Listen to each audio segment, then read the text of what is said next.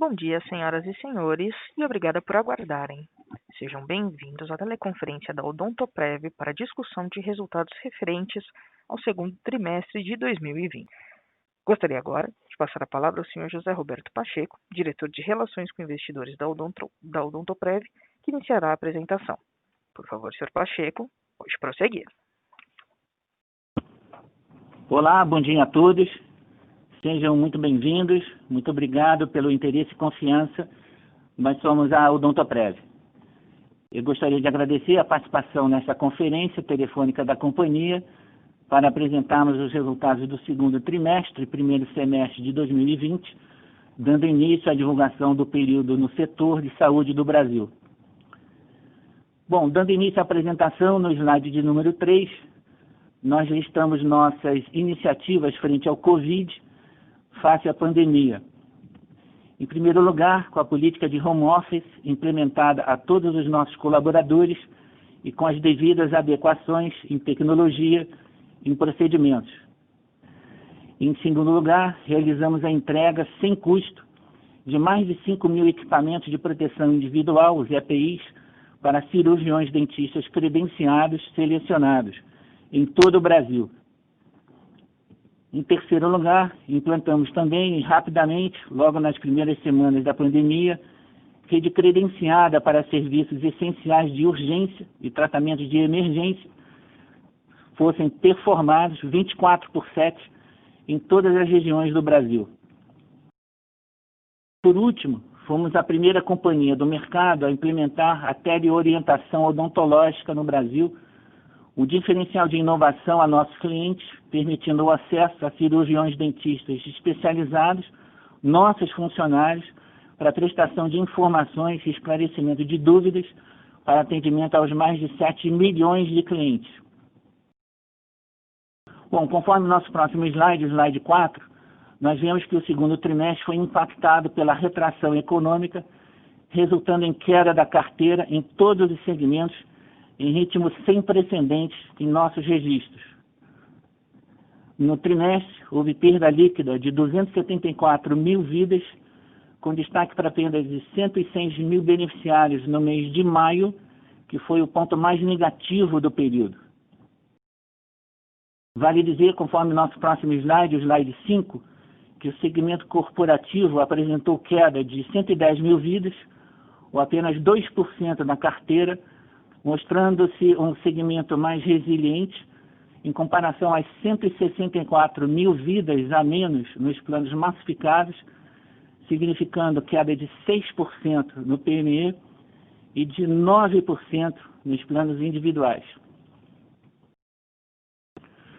Bom, vale notar, no segmento de planos individuais, o canal varejo representou 78% das quedas no período, ou 12% dessa carteira, o que possibilitará menores custos de aquisição e de PDD, mantida esta tendência nos próximos trimestres. No próximo slide, o slide 6, nós mostramos a evolução anual da receita líquida consolidada por segmento, com destaque para a participação dos massificados, com taxa média de crescimento orgânico anual de 15% na receita PME, e de 23% na receita de planos individuais nos últimos anos, patamares muito acima da indústria e das principais empresas pares. No slide 7, no segundo trimestre, nós observamos menor ritmo na solicitação de senhas por cirurgiões dentistas e frequência na marcação de consultas por beneficiários, o que trouxe redução significativa no custo de serviços, uma melhora de 31% em relação ao trimestre anterior e de 29% na comparação anual, atingindo assim o menor patamar histórico de sinistralidade trimestral de 33,1%, conforme nós observamos no slide 8. O segmento de planos individuais apresentou sinistralidade de 45,9% no trimestre, devido a provisões não técnicas de 15 milhões de reais relacionadas aos planos com livre escolha de credenciados junto ao canal bancário. Excluindo-se essas provisões, a sinistralidade teria sido de 31,5%, conforme nós demonstramos no slide 9. Bom, passando ao nosso próximo slide, o slide 10, nós trazemos ganhos de eficiência com despesas administrativas menores em 11 milhões de reais. Entre os destaques positivos, as menores despesas de pessoal, de localização e aluguel de escritórios, além de menores gastos com publicidade e propaganda. No próximo slide, o slide 11, nós vemos que a PDD ficou limitada a 3% no trimestre, mesmo o patamar do primeiro trimestre de 20, por sinal, o mais baixo em 5 anos, pela contínua transição da carteira de planos individuais, com a queda do portfólio de lojas de departamento, de rentabilidade mais baixa, e maior resiliência da carteira de planos individuais de bancos, de retorno muito superior a todos os demais na companhia. Bom, passando à geração de caixa, conforme nosso slide 12, nós vemos que em primeiro, a queda do custo de serviços, em segundo, os contínuos ganhos de eficiência administrativa, em terceiro, o menor PDD, e em quarto, as menores despesas de comercialização. Dessa forma, a Odontoprev, conforme slide 13, registrou aumento no EBITDA ajustado de 68%, atingindo 171 milhões de reais no trimestre, com expansão de margem de 23% para 40%. Nosso próximo slide, o 14, nós vemos que a companhia gerou 148 milhões de reais de caixa no segundo trimestre, que somada à geração de 127 milhões de reais do primeiro trimestre, permitiu o recorde histórico de geração de caixa nessa primeira metade do ano, terminando o período com caixa líquido de 798 milhões de reais e dívida zero.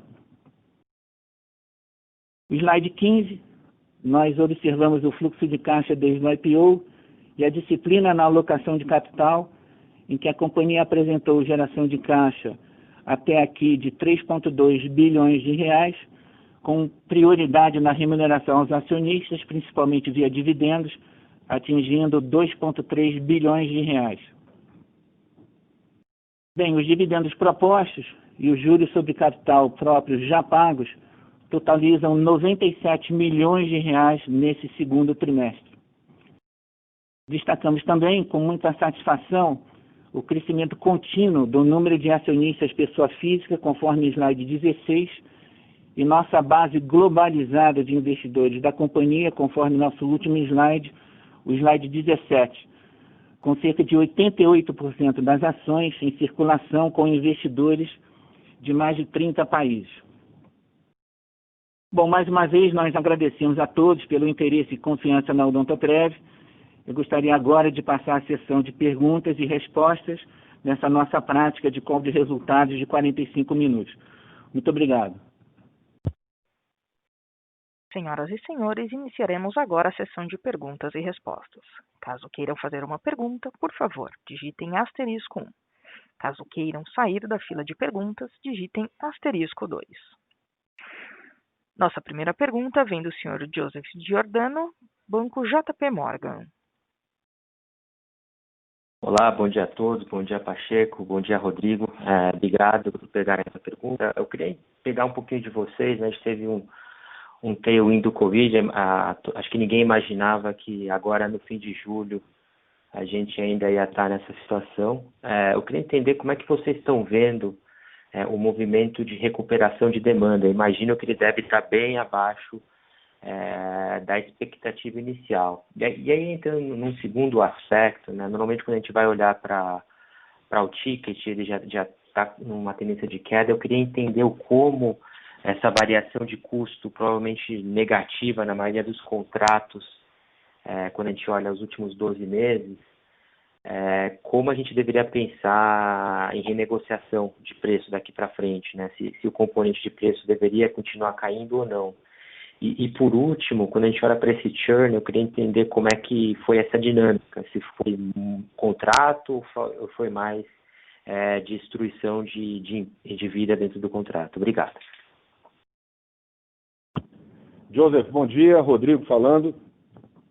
A primeira pergunta sua é sinistro, né? A gente mencionou que não esperava que julho ainda fôssemos estar vivendo assim. Então, o que a gente viu, né? A gente viu realmente que na primeira semana lá, em março, houve uma queda brutal. Isso depois foi recuperando aos pouquinhos.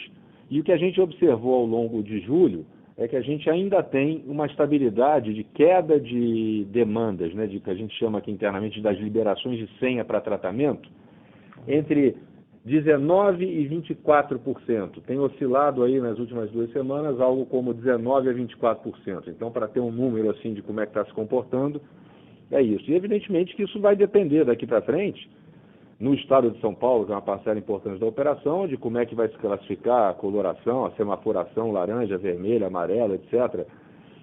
Segunda onda, se tem segunda onda, não tem segunda onda. Então, o que eu posso dizer para você é que nas últimas 2, 3 semanas, um patamar estável aqui ao redor de 19% a 24% de queda frente ao que seria esperado, tá? A sua última pergunta, que era em relação à dinâmica, a gente tem que quebrar, para responder isso de maneira mais correta, nos 3 segmentos, né? O que a gente observou? A gente observou o segmento corporativo, a perda e ganho de contrato, segue normal, atividade comercial normal, as empresas têm seus planos, os corretores de forma bastante ativa, trabalhando também. Então, não houve assim nenhuma grande mudança na dinâmica de conquista e perda de contratos corporativos. O que machucou no corporativo, como é amplamente aí noticiado na imprensa, são as demissões, né? As empresas, algumas foram se reajustando, algumas e ajustando, umas mais, outras menos, dependendo do setor, se foi mais afetado ou menos afetado, se foi signatário lá do pacto de não demissão, etc. Mas o fato é que no corporativo você tem uma dinâmica normal de venda, perda e ganho, e aí sim machucado pela questão das demissões. Quando a gente vai para os 2 outros segmentos, que é o de pequena e média empresa e individual, a dinâmica foi diferente. E aí o distanciamento social teve um papel muito importante. O que a gente observou? Por exemplo, vou começar pelo individual. No individual, você teve, se imaginar que a carteira é dada por um balde, onde tem um ralo embaixo e uma mangueira em cima que enche o balde, o ralo embaixo, que são os cancelamentos, seguiram no mesmo patamar, até surpreendendo. A gente esperava que fosse ter um nível de cancelamento mais elevado, mas ele veio no mesmo patamar de sempre, tá? Não houve nenhuma novidade em relação aos cancelamentos. Agora, a mangueirinha que irriga esse balde, essa sim secou.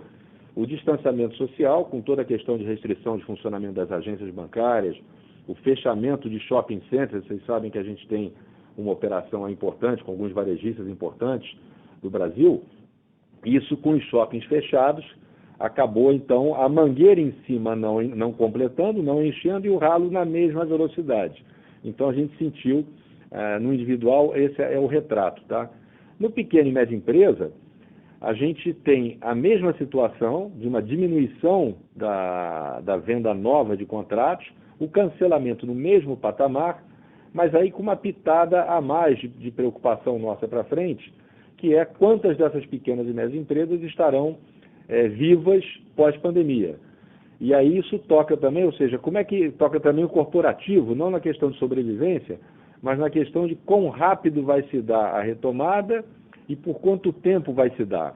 A gente sabe, por exemplo, que esses R$600 têm dado uma ajuda boa no poder de compra das famílias, etc. E aí, quanto tempo dura isso? A hora que acabar isso, como é que se dá? A hora que os desempregados, que hoje estão desempregados, vierem buscar o seu trabalho, como é que vai ser a aceitação? Qual vai ser a demanda para essa força de vendas que se afastou agora na pandemia? Então, as dinâmicas são distintas. De maneira geral, o corporativo depende, sim, da atividade econômica, o SPG e pequena e média empresa também depende da atividade econômica, e no embora em menor grau, e o individual, esse sim, eventualmente retomará com a abertura gradual aí das agências bancárias do shopping de forma mais rápida. Então, essa é a dinâmica que a gente está observando, tá? E a sua pergunta do meio era na renegociação de contratos. Nessa questão de renegociação de contratos, é uma dinâmica normal, independente de agora o custo ter sido mais baixo ou não, você leva em consideração sempre nas negociações com as companhias uma questão competitiva, concorrência. Você tem um indicador que é a frequência, que esse sim veio para baixo, mas você tem também inflação dos produtos, dos materiais. Então, nenhuma coisa nova ainda nisso para destacar aqui não. Tá? Acho que vai ser uma atividade normal de sentar nos respectivos vencimentos e ter a conversa. Perfeito. Obrigado, Rodrigo. Joe, só para complementar o comentário do Rodrigo, em relação aos planos individuais e o comportamento no ticket dos planos individuais. Os planos individuais, né, como todos sabem, eles têm um ticket bastante superior aos demais segmentos e ele vem passando por um processo de mudança. Esse já é o 4º trimestre consecutivo em que a gente apresenta uma maior participação dos planos individuais bancários versus uma menor, naturalmente, participação dos planos individuais de varejo. Essa tendência prossegue para os próximos trimestres, em que a gente vai ter o privilégio de contar com o maior ticket dos planos bancários, com a menor despesa de comercialização dos planos bancários e com o menor PDD também dos planos bancários. Então, está havendo um processo de depuração da carteira de planos individuais. Ela foi, nesse trimestre em particular, intensamente impactada na carteira de varejo, claro, com os shoppings fechados, com as lojas fechadas. Isso faz com que a gente capture maior margem na carteira remanescente. Então, é sim intenção estratégica da companhia promover a bancarização na carteira de planos individuais, que tem um componente de geração de valor bastante superior à carteira tradicional de planos individuais de varejo. Tá? Então, isso impacta também a dinâmica do ticket, né, que é a sua pergunta. A gente acha importante estar dividindo com vocês essa impressão também sobre a dinâmica de construção da nova carteira de planos individuais. Tá? Obrigado. Perfeito. Obrigado, Pacheco.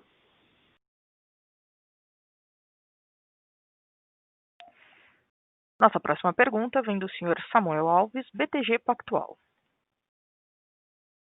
Bom dia a todos, bom dia Rodrigo, Pacheco. É apenas uma pergunta aqui do meu lado. Se vocês pudessem comentar um pouquinho sobre essas provisões não técnicas de 15 milhões que a gente viu no segundo trimestre. Enfim, vocês haviam comentado no trimestre passado, né, quando a gente tinha tido provisões semelhantes, que isso era devido a uma intensidade maior, né, de pedido de procedimentos ainda em análise lá em janeiro e fevereiro.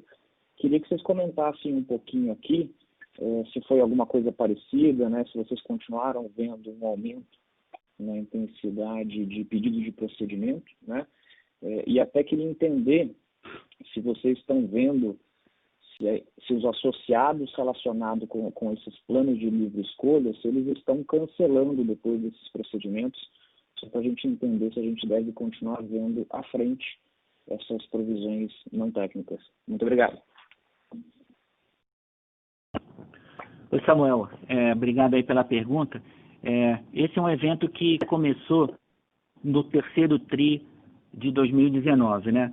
Então, na época, a gente alertou ao mercado de que seria um ciclo anual, de que seria um ciclo de vários trimestres em que um entendimento atípico e uma seleção adversa de corretores e de dentistas independentes, não participantes da rede credenciada da companhia, levou a um desvio de rota, a um entendimento diferente e uma utilização diferente a clientes não típicos do padrão tradicional do produto e um produto de alta renda. Então, esse ciclo está se encerrando, a atividade está plenamente desenhada e reconhecida e entendida, né, pela companhia. Nós fizemos, sim, no primeiro trimestre, né, no trimestre passado, provisões ainda residuais de 24 milhões de reais e que agora, nesse trimestre, se reduziram para 15 milhões de reais.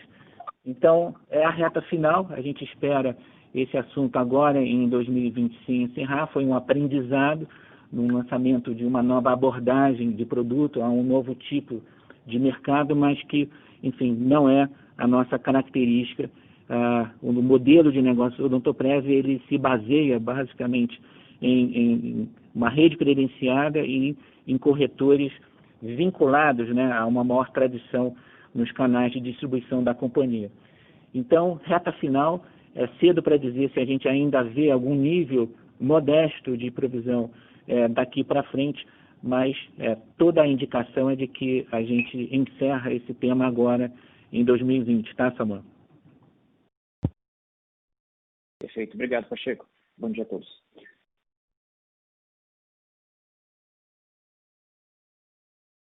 Nossa próxima pergunta vem do senhor Maurício Cepeda, Credit Suisse. Bom dia, Pacheco, Rodrigo. Obrigado por conceder esse tempinho aí para fazer as perguntas.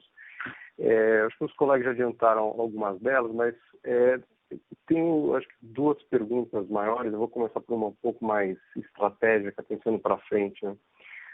Dado que, de fato, né, tem a questão das demissões e que possivelmente elas vão continuar aí para frente, e mesmo que os contratos não cancelem, né, você tem uma redução do número de beneficiários, o que vocês estão pensando nessa frente comercial para conseguir conquistar novos contratos numa taxa maior, né, uma vez que a gente vê essa perda de base, né? E também entendido, né, que os individuais, o fato não foi que o cancelamento foi maior, como vocês bem explicaram, mas que na verdade a captação acabou sendo menor, se a recuperação de base também não vai depender de alguma atitude comercial um pouco mais agressiva, tentar achar outros canais além das agências bancárias para crescer com qualidade. E uma pergunta um pouco separada dessa, mas acho que também influencia nos financials de longo prazo. Parabéns aí pela redução das despesas administrativas, né? Vocês acham que isso daí é perpetuável? Vocês conseguem colher esses benefícios para frente ou foi simplesmente uma questão aí provisória por conta da crise? Obrigado. Maurício, bom dia. Rodrigo, obrigado pela pergunta.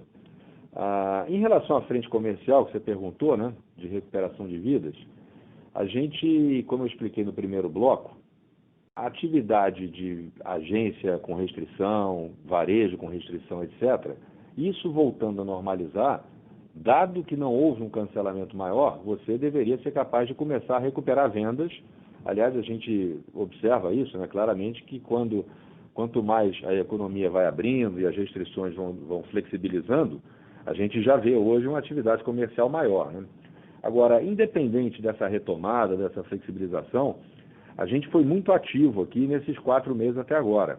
Ativo com o lançamento de aplicativos para facilitar a vida do corretor, para facilitar a vida do cliente, ativo com campanhas, ativo com toda a capacidade de engajar, de colocar a força de vendas e alinhada com o cliente, alinhada nas necessidades para conseguir resultados, para não ficar parado esperando tudo voltar, né? Então a gente vinha num primeiro trimestre muito bom, onde a gente colocou lá as 60 e poucas mil vidas positivos, tinha um momento interessante e a gente continua com ele.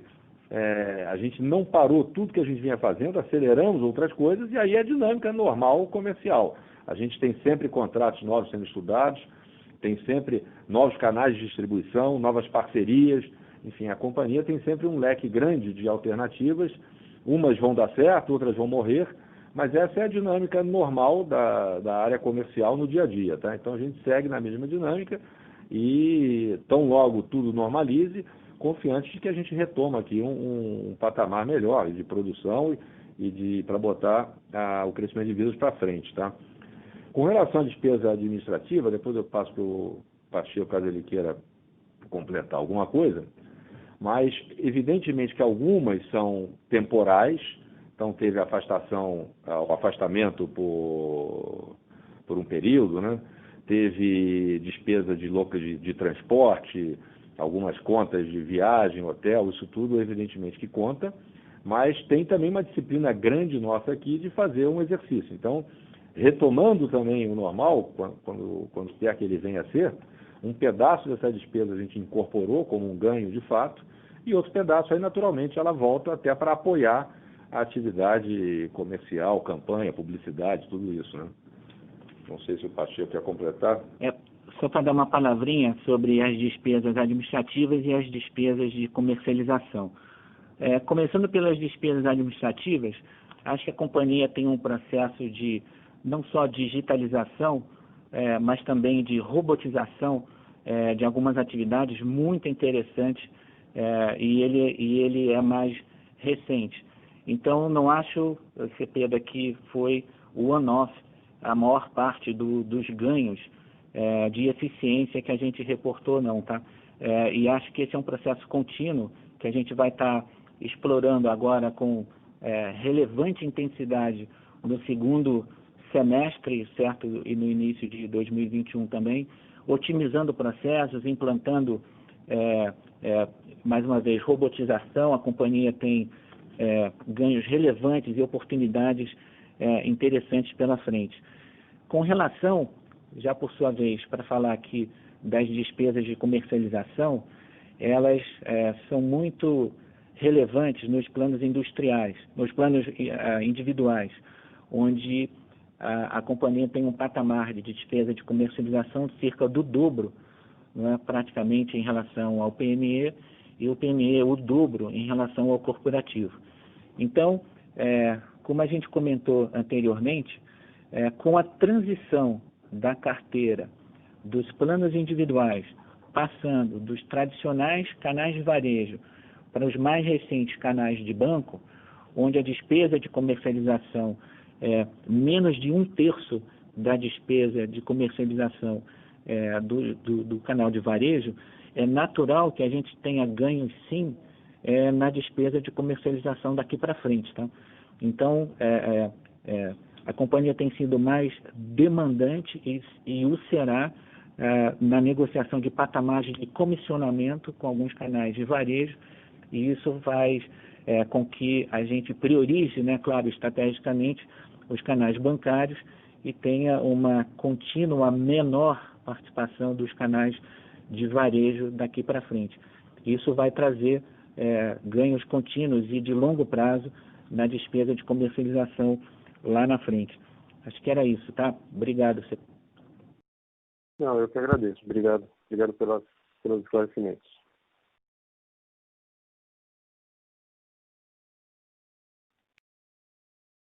Nossa próxima pergunta vem do senhor Tobias Stingelin, Citibank. Bom dia, Rodrigo. Bom dia, Pacheco. Seguindo um pouco na linha da pergunta anterior, na realidade, assim, eu queria entender, a gente já prevê que parte desses ganhos de G&A que são sustentáveis, tem essa parte comercial que o Pacheco falou agora, mas do ponto de vista assim, de aprendizados ou de mudanças estruturais, se é que dá para dizer assim, no business, que a gente vai levar daqui para frente, o que vocês enxergam? Quais as grandes oportunidades? O que pode ser diferente do que vocês vinham fazendo, que vocês estão fazendo agora, que pode ser um ganho para a empresa? Acho que essa seria a primeira pergunta. A segunda só, eu queria saber assim, a inadimplência veio bem também, pelo que vocês mencionaram, sem grandes novidades. Como é que vocês estão enxergando essa tendência daqui para frente? Obrigado de novo, bom dia. Tobias, bom dia. Rodrigo falando, obrigado aí pela sua pergunta.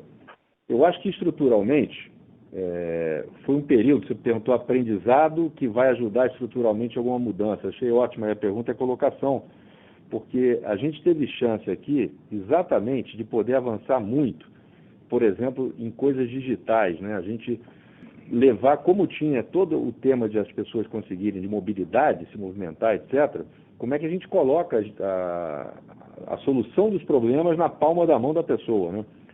Então, o Pacheco comentou rapidamente da teleorientação odontológica. A gente conseguiu rapidamente, com 3, 4 dias de declarado o distanciamento, a gente não vir para o escritório, a gente já tinha um grupo nosso aqui trabalhando de dentistas que atendeu mais de 2.200 pessoas nesses 4 meses por teleorientação. E interessante que as pessoas que foram atendidas deram o famoso NPS de 8,6. Então, uma nota bastante significativa para um serviço lançado rapidamente e que trouxe aí conforto, acesso. Nesse serviço, você podia, inclusive, tratar, como são dentistas nossos formados, etc., você podia tratar já com anti-inflamatório, ou tratar pedir para esperar um pouco, ou com analgésico, ou pedir encaminhar esse paciente para uma das clínicas que a gente conseguiu. Em 10 dias de pandemia, a gente já tinha 86% da nossa base de clientes coberta em quase 1.200 cidades brasileiras. Então, foram acordos feitos com dentistas para atendimento de urgência e emergência para conseguir atender isso. Então, isso foi uma comodidade, quer dizer, essa mudança estrutural da teleorientação foi muito interessante, veio para ficar bem avaliada e aqui ficará. Então, foi um dos ganhos que teve, que a gente vai levar esse aprendizado, vai manter isso para frente e vai continuar. A outra coisa é indicação qualificada de dentista. Então, se a pessoa não quer falar na teleorientação, ela também pode entrar numa árvore de decisão, onde ela começa a dizer os problemas que ela tem, essa árvore de decisão automaticamente, pelo que ele está escrevendo, vai dando opções para ele escrever e dizer que tipo de sintomas, o que ele está sentindo, e vai afunilando para dizer o seguinte: olha, provavelmente o seu problema é esse, e o seu problema sendo esse, a gente oferece estes dentistas especialistas nesse problema que estão perto, por georreferenciamento, que estão perto da sua localização agora. Então, também, outra coisa muito interessante para uma emergência, aliás, não só emergência, né? No caso da crise, sim, mas para ir em qualquer momento, né? Como é que eu acho um dentista aqui para um problema que eu não sei qual é? Então, esse foi outro desenvolvimento também muito interessante. Além de coisas para conseguir fazer com que as pessoas se autosservissem, né? Então, todo o tema de atendimento na URA e essas facilidades de aplicativo, etc., onde você consegue que a pessoa se autossirva da necessidade que ela está precisando, né? Para dentista, né, toda a parte de envio de guia odontológica de forma digital. Então, a gente aproveitou a condição da pandemia, a falta de mobilidade, isso tudo, para entrar. Porque, às vezes, o que acontece? Quem faz uma série desses serviços, por exemplo, é assistente dentista, que está acostumado a fazer, está acostumado a botar no correio, está acostumada, tem lá já o modus operandi dela. E num momento como esse, foi muito importante para conseguir digitalizar uma parte importante de atendimento, de escolha de rede, de envio de documentação. Embora a gente já tivesse lá patamares elevados disso, tem aquele empurrãozinho final. Então, acho que estruturalmente, o que a gente vê é uma mudança assim, de comportamento das pessoas, que ficaram mais afeitas a comprar por aplicativo, a pedir coisas, solicitar. Então, acho que isso veio para ficar e a gente conseguiu fazer um trabalho interessante aqui, bem avaliado, e que vai ficar de forma estrutural, né? Aí a sua pergunta, Tobias, qual foi a segunda? Inadimplência. Obrigado, Rodrigo. As tendências de inadimplência. A inadimplência, aliás, outra coisa, por isso que eu achei o negócio, quando você falou estrutural, interessante, assim que começou a pandemia, a gente esperava que fosse ter um cancelamento muito mais elevado, como uma forma de precaução das empresas, e a gente esperava que fosse ter uma inadimplência muito maior. Então, a gente teve logo no início inadimplência não, mas a gente teve pedido de reprogramação de pagamentos, e que têm sido cumpridos à risca, sem o menor problema, e para combater tanto a reprogramação de pagamentos quanto a inadimplência, a gente passou a fazer um acompanhamento muito mais de perto. Por exemplo, nós da diretoria temos uma reunião diária onde a gente, todo dia, de segunda a sexta, passa por esses itens e vê quanto foi pago, quanto não foi pago. E o que a gente observou? Ao esse controle ser feito de maneira muito mais diária e com a cobrança maior, a nossa inadimplência diminuiu, como o Pacheco mostrou, e a gente vê e identifica isso claramente. Então, também criou assim, um hábito de ser mais paranoico com a questão do dinheiro no caixa. Entrou ou não entrou o dinheiro no caixa? Então, seguramente isso é outra coisa que nós vamos também, nas nossas células de atendimento, a gente faz todo atendimento para as empresas, etc., tem hoje uma dinâmica de cobrança e de olhar para o pagamento ou não, e até avisar para a empresa, porque às vezes a empresa não pagou porque esqueceu, não é má fé, não é nada disso. Então, isso ajudou e os índices estão num patamar melhor do que estavam antes, né? Então, foi bastante interessante observar isso também. Acho que veio para ficar, que será estrutural também. Perfeito, está ótimo. Obrigado, de novo. Bom dia. Valeu. Nossa próxima pergunta vem do senhor Vinícius Ribeiro, UBS. Pessoal, bom dia a todos. Obrigado pela pergunta. Queria aproveitar um pouco a resposta anterior do Rodrigo a respeito da teleorientação. Assim, claramente, pode ter um potencial muito interessante de transformar tanto a empresa quanto a indústria em algum momento. Só para entender, assim, no curto prazo, né? Imagino que vocês tenham uma capacidade diferenciada aí na indústria.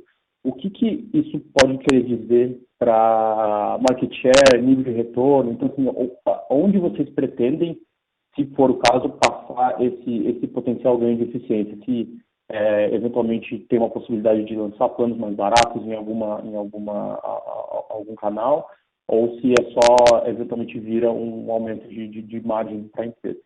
E se isso é verdade, né? E a segunda pergunta, um pouco mais específica sobre esse início, vocês podiam dar uma ideia de como é que está a curva de volume de vocês a partir da primeira quinzena de maio, que imagino que é mais ou menos o período de corte onde começa a sinistralidade do terceiro TRI com base naqueles 45 dias de reconhecimento que vocês tinham explicado no TRI passado. É isso, obrigado. Vinícius, Rodrigo falando, obrigado. Acho que é interessante também, na questão do plano mais barato, né, o que a gente poderia fazer. A gente adquiriu a empresa Odonto System, né, em 2018, e essa empresa tem um modelo de negócio diferente, né? Ela tem um modelo onde um primeiro cirurgião dentista faz uma avaliação, que a gente chama avaliação e prevenção, uma limpeza, etc., para preparar para um tratamento posterior. Aí esse dentista avalia quais são as necessidades que tem essa boca, faz um plano de tratamento e depois, esse plano de tratamento feito, esse dentista não será o que vai fazer o tratamento propriamente dito, porque senão ele poderia se autoinduzir demandas e mais procedimentos do que o necessário. Então, esse modelo de negócio se mostrou bastante interessante, está se mostrando interessante, e a gente seguramente vai aproveitar isso para conseguir rolloutar esse modelo para outras regiões do Brasil. Então, esse plano está aí no radar. A gente tem reuniões aqui para ver em relação à rede, em relação ao desenvolvimento tecnológico, etc. O projeto está caminhando e a gente espera ainda esse ano que a gente consiga oferecer esse tipo de plano em outras localidades, né? E isso é muito interessante.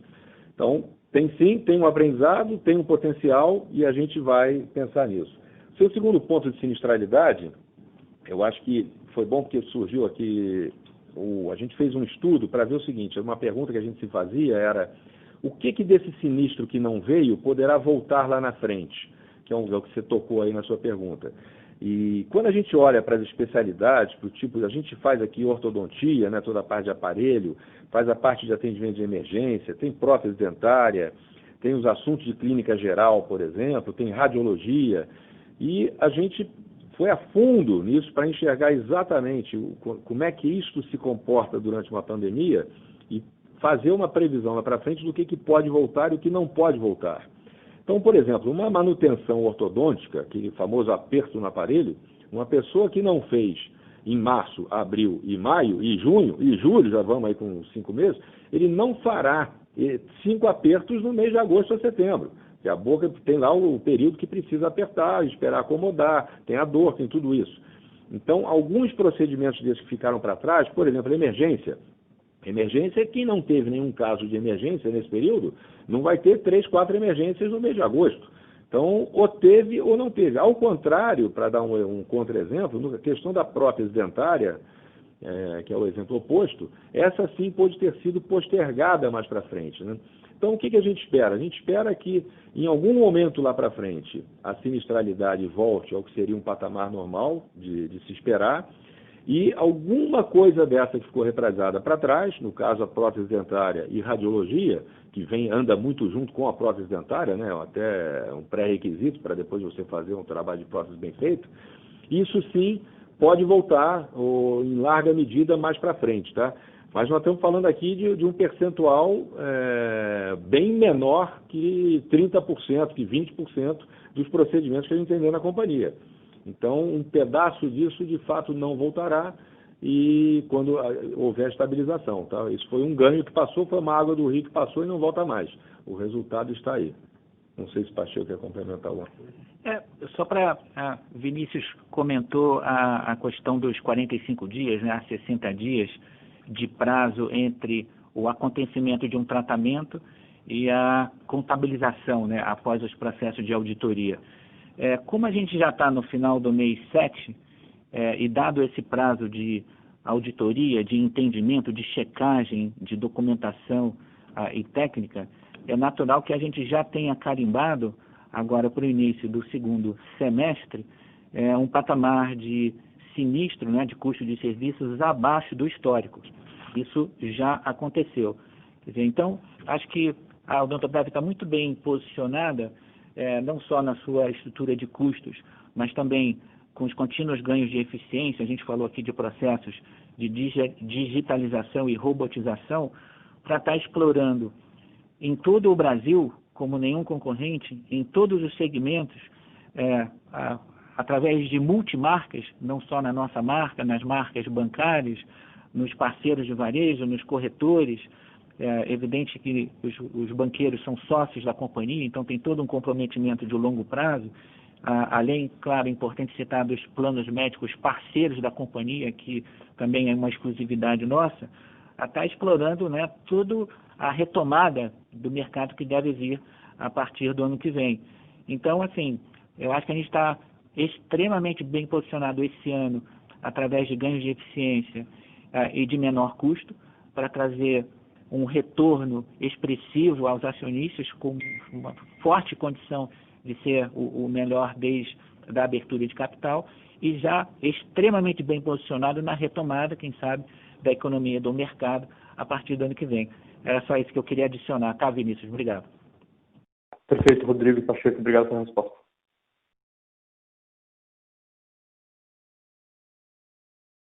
Com licença, lembrando que para fazer perguntas, basta digitar *1. Encerramos neste momento a sessão de perguntas e respostas. Gostaria de passar a palavra ao senhor José Roberto Pacheco para as considerações finais. Bom, muito obrigado pela participação de todos em mais esse evento da Odontoprev. Até o nosso próximo encontro. Um grande abraço e bom dia a todos. A teleconferência da Odontoprev está encerrada. Agradecemos a participação de todos e desejamos um ótimo dia.